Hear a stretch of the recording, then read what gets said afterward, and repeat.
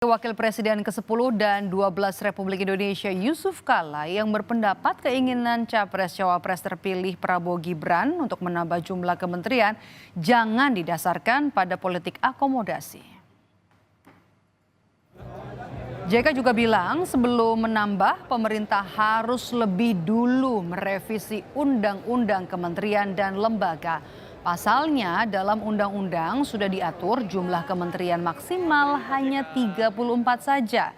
Menurut JK, penambahan kementerian dan lembaga harus disesuaikan dengan kebutuhan dan program kerja yang akan dijalankan pemerintahan ke depan.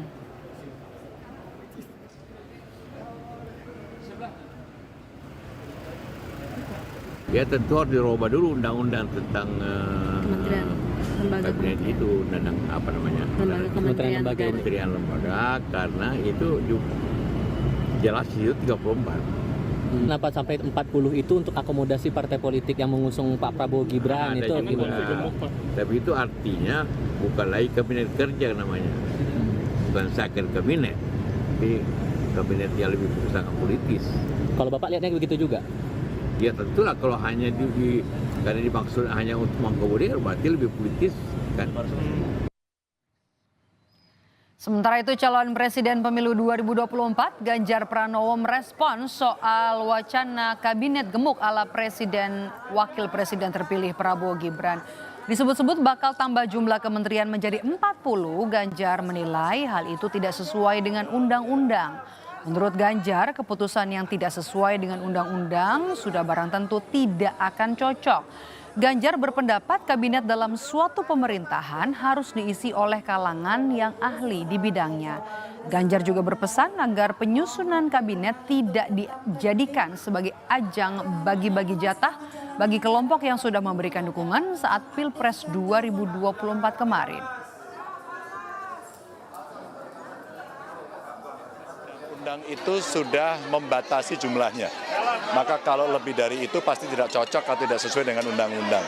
Maka yang mesti kita ingatkan bahwa dalam politik akomodasi tidak bisa kita melanggar ketentuan. Maka kalau mau mengakomodasi dari kelompok-kelompok yang sudah mendukung tentu tempatnya tidak di situ.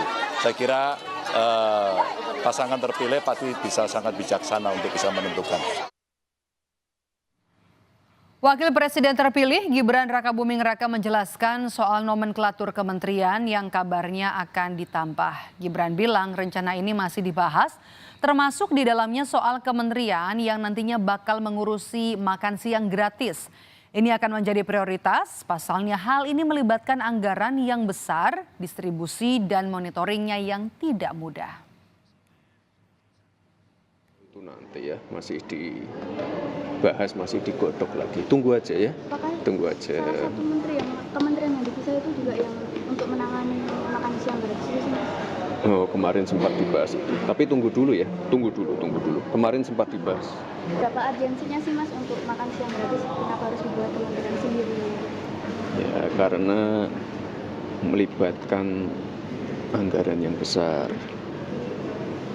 Distribusinya juga tidak mudah, logistiknya tidak mudah, monitoringnya juga tidak mudah. Ini makanya harus ya kita pengen program ini benar-benar bisa berjalan karena kita pengen program ini benar-benar bisa impactful, benar-benar bisa dirasakan oleh anak-anak sekolah.